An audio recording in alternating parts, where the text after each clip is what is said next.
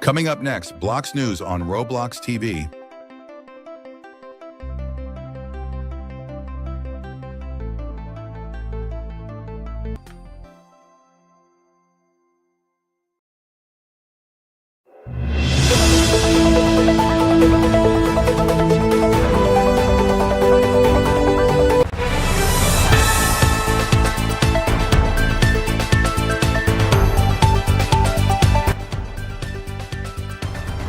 Hello and welcome to Blox News. I'm happy to see you again. Let's start with the first subject. Questions swirl over the team behind Doge's Second American Revolution. One is a 23-year-old software engineer from Nebraska who helped decipher an ancient scroll buried for centuries. Another was the runner-up in a hackathon contest last year as a Harvard senior. A third is the CEO of a multi-billion-dollar startup. These are among the operatives linked to Elon Musk's Department of Government Efficiency, DEOG, whose work to slash public spending and reshape the federal bureaucracy have sent shockwaves through government agencies. For the past couple of weeks, DOGE staffers have appeared without warning throughout the nation's bureaucracy, seeking access to sensitive files, databases, and computer systems. Their movements inside offices from Washington, D.C. to Kansas City have been detailed by a frightened federal workforce and chronicled by media outlets seeking answers about their specific activities and intentions. Some of the most pointed concerns were summed up in a letter this week from Democratic senators to the White House. No information has been provided to Congress or the public as to who has been formally hired under DOGE, under what authority or regulations DOGE is operating, or how DOGE is vetting and monitoring its staff and representatives before providing them seemingly unfettered access to classified materials and Americans' personal information. Although the slate of software engineers in their early 20s working under DOGE appear to lack government experience, their resumes detail impressive accomplishments in the tech field. Meanwhile, on X, Musk's social media platform, DOGE itself has been boasting of alleged accomplishments. DOGE is saving the federal government approx. $1 billion per day, the account claimed in a post last week. A good start, though this number needs to increase to greater than $3 billion per day. The group has highlighted what it has dubbed wasteful spending, such as millions in DEI-related contracts and dozens of leases for underutilized buildings. Yet some warn DOGE's approach risks undermining federal offices that provide vital public services. If you don't understand the system you're trying to change, you don't understand how to prevent bad consequences, said Max Stier, the president and CEO of the Partnership for Public Service, a nonprofit that works towards building better government and a stronger democracy. He described DOGE's actions as an embodiment of the Silicon Valley world. Break it and then fix it. We should worry that government is not a tech startup. Breaking it to fix it is a horrifying model in the public sector because people get hurt. As DOGE continues its unprecedented overhaul of agencies ranging in everything from international aid to aviation to commerce, the architect behind its agenda has likened the current moment to the country's founding. In response to a post on X calling the effort the Second American Revolution, Musk replied, "Yes, and much needed."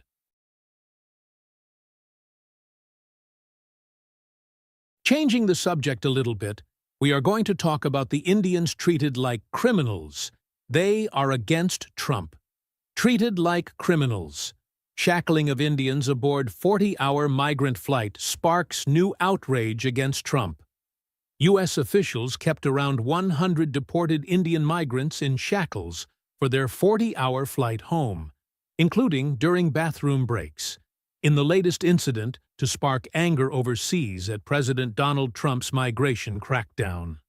Indian lawmakers demonstrated outside Parliament on Thursday, some wearing shackles and others mocking the much-touted friendship between Trump and Indian Prime Minister Narendra Modi. Elsewhere in New Delhi, members of the youth wing of India's main opposition party burned an effigy of Trump. Last month, the spectacle of Colombian deportees being shackled as they boarded a U.S. deportation flight sparked a bitter dispute between the two countries, with Colombian President Gustavo Petro initially refusing the military plane permission to land. The anger in India comes days ahead of an expected visit by Modi to meet Trump, whom he has called a true friend, at the White House. S. Kuldeep Singh Dhaliwal, a government minister in the western state of Punjab, where the deportation flight landed, urged Modi to now use his friendship to resolve the issue. Dhaliwal also questioned the usefulness of this friendship if it cannot help Indian citizens in need, his office said in a statement. The flight to India was the longest in distance since the Trump administration began deploying military aircraft for migrant deportations, according to a U.S. official. Our hands were cuffed and ankles tied with chains before we took the flight, said 23-year-old Akashdeep Singh, who arrived in Punjab on Wednesday with 103 other deportees. We requested the military officials to take it off to eat or go to the bathroom, but they treated us horribly and without any regard whatsoever, Singh added. The way they looked at us, I'll never forget it. We went to the bathroom with the shackles on. Right before landing, they removed the shackles for the women. We saw it. For us, they were removed after we landed by the local police officials. U.S. Border Patrol Chief Michael W. Banks posted a video of the Indian deportees being put onto a plane on X. In the video, shackles are seen on the wrists and ankles of several men who shuffle slowly up the ramp. CNN has reached out to the Pentagon and U.S. Customs and Border Protection for comment on whether the deportees were held in shackles for the duration of the flight. We are getting back after a short ad break when we talk about more interesting subjects. Stand by!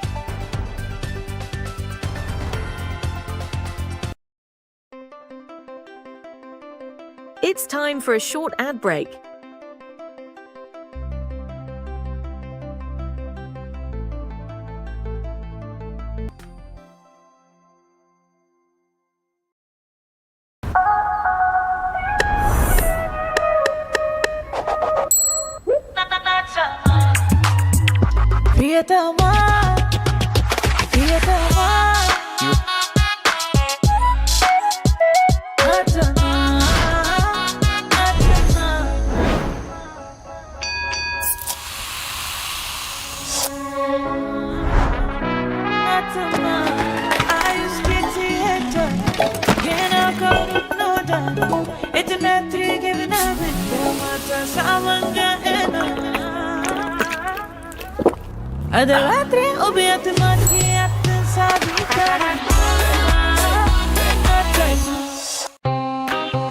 Taste Lay's flavors from around the world.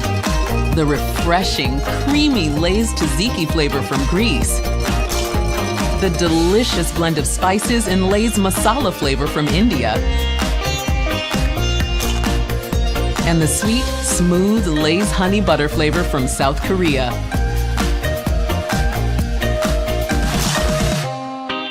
Buy a bag, and you could win a vacation. Hey, grab me one too.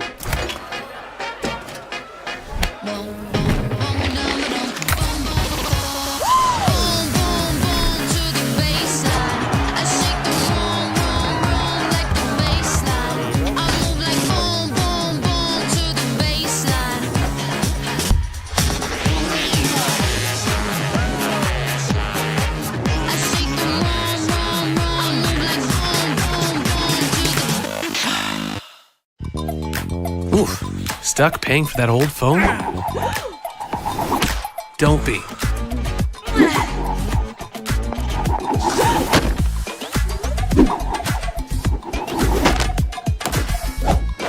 You know, at Verizon, we'll pay off your phone, and you'll get iPhone 16 with Apple Intelligence on us. Now with Genmoji.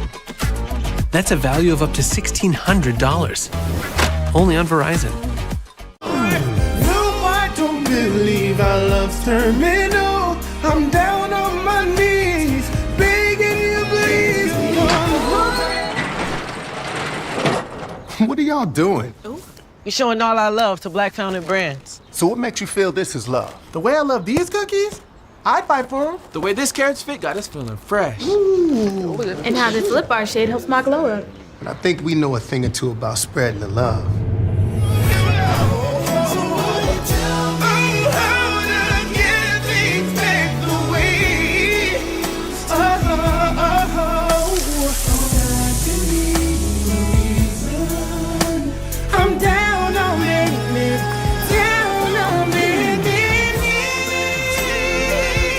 Show us how you spread the love for Black-founded brands.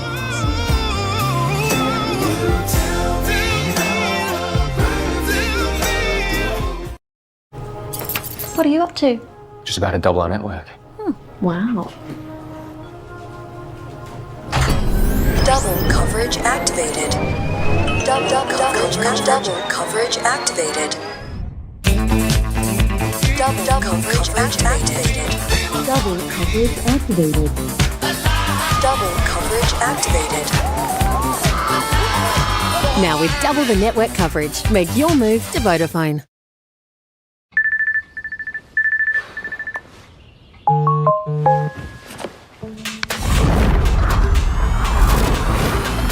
Wake up, wrist it, work out, killing. Wow, the day just clicks.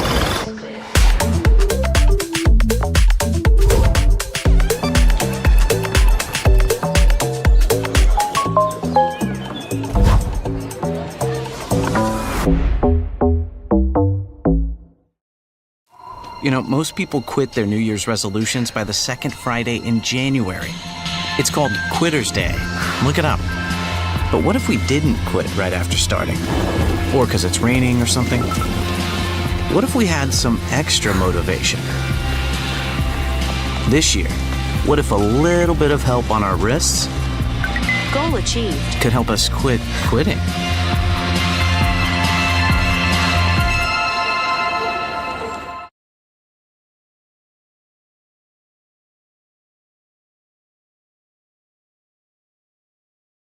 AT&T has a new guarantee because most things in life are not guaranteed.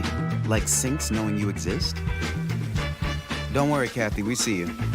And you thought, the game. Or great chemistry. You know where you go. All you, Marshawn. No. You got it, dog! Or traction. Easy now. Yeah, that's not guaranteed. You know what AT&T guarantees? Connectivity you depend on, the deals you want, and the service you deserve. Or we'll make it right. That's the AT&T guarantee. That was the ad break.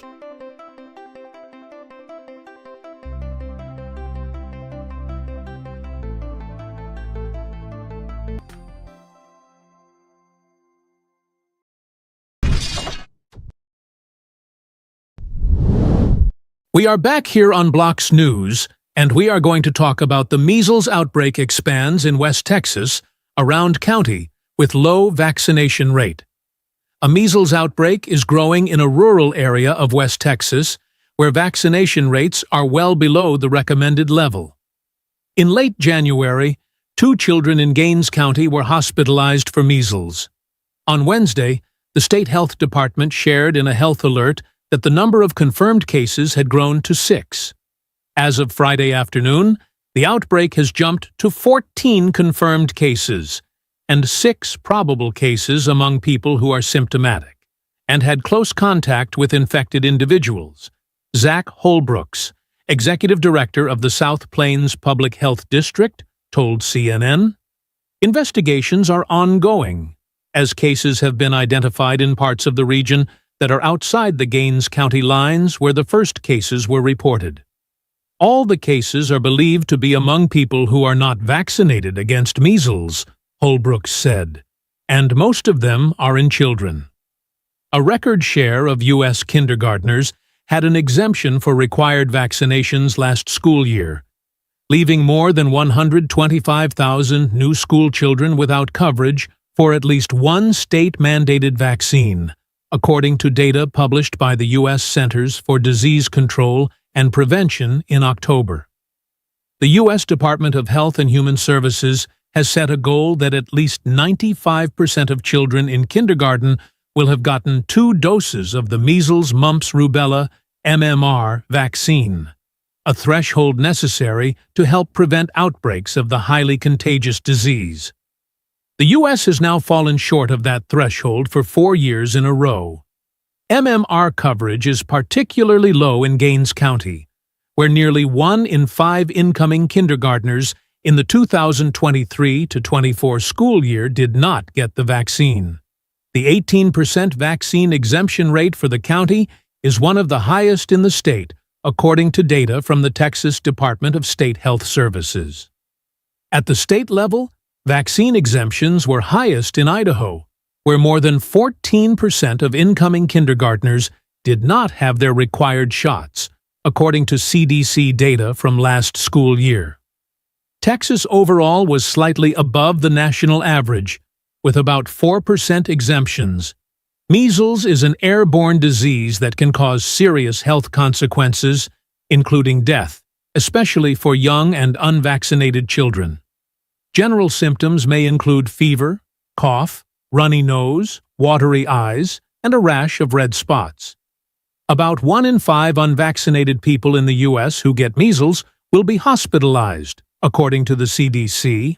About 1 in every 20 children will develop pneumonia, and others may develop a dangerous swelling in the brain called encephalitis. Up to 3 of every 1,000 children who become infected with measles may die from respiratory and neurologic complications.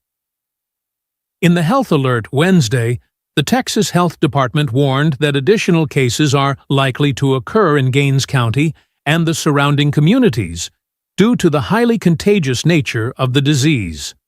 Officials recommend that residents of Gaines County immediately improve their immunity and help prevent disease spread by ensuring that they are up to date on vaccinations. Children and adults who have not been vaccinated should get 1 dose immediately, followed by a second dose after 28 days.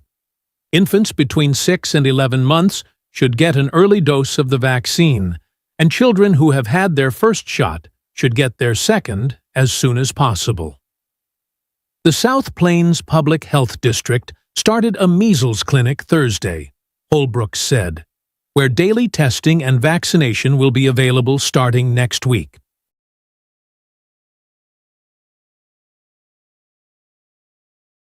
Changing the topic, we are going to talk about the newly discovered asteroid that now has a slightly higher risk of hitting Earth.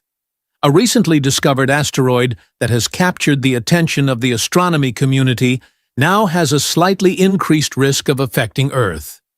Named 2024 YR4, the asteroid has a 2.2% chance of hitting our planet on December 22, 2032, according to the European Space Agency. The risk assessment has increased from a chance of 1.2% over the last week due to new observations. Astronomers expect the percentage to evolve as more observations are shared. If this asteroid follows the pattern of other near-Earth asteroids after their discovery, the chances of impact will rise and then fall, according to the agency. For example, the asteroid Apophis was once considered one of the most hazardous asteroids, with the potential to strike Earth after its discovery in 2004. In 2021, scientists revised that opinion after a precise analysis of the asteroid's orbit. The more astronomers can observe asteroid 2024 YR4, the more they can refine their understanding of its size and trajectory, which will determine the likelihood of an impact. Basically, the more observations we get, the more we can localize and confirm the asteroid's trajectory, which is most likely to turn out to be a flyby and not an impact, according to a blog post the agency shared. Hence, we expect the risk forecast can be steadily, stepwise reduced to zero. The asteroid is estimated to be 131 to 295 feet, 40 to 90 meters wide. The space rock has a size range comparable to that of a large building, said Dr. Paul Chodas, manager for the Center for Near-Earth Object Studies, or CNEOS, at NASA's Jet Propulsion Laboratory in Pasadena, California. Chodas added that the size of the asteroid, which astronomers are trying to determine with follow-up observations using multiple telescopes, is currently highly uncertain. If the asteroid turns out to be on the large end of its estimated size range, the impact could produce blast damage as far as 50 kilometers, 31 miles, from the impact site, Chodas said. But that's in the unlikely event that it might impact at all. The potential for damage arises because of the incredibly high speed, about 17 kilometers per second, or 38,028 miles per hour, at which the asteroid would enter the atmosphere. Asteroids of this size have an impact on Earth every few thousand years, and they can cause severe damage to local regions, according to the ESA. In 1908, a 30-meter-wide, 98-foot-wide asteroid struck the Podkamennaya Tunguska River in a remote Siberian forest of Russia, according to the Planetary Society. The event leveled trees and destroyed forests across 830 square miles, 2,150 square kilometers. And in 2013, a 20-meter-wide, 66-foot-wide asteroid entered Earth's atmosphere over Chelyabinsk, Russia. It exploded in the air, releasing 20 to 30 times more energy than that of the first atomic bomb, generating brightness greater than the sun, exuding heat, damaging more than 7,000 buildings and injuring more than 1,000 people. Blocks News ends here. Thank you so much for watching us today. You can find more news on our website, sites.google.com/view/Roblox TV net. If you have any important subject, feel free to send it to our email address, office.robloxtv@gmail.com. See you next time. Goodbye.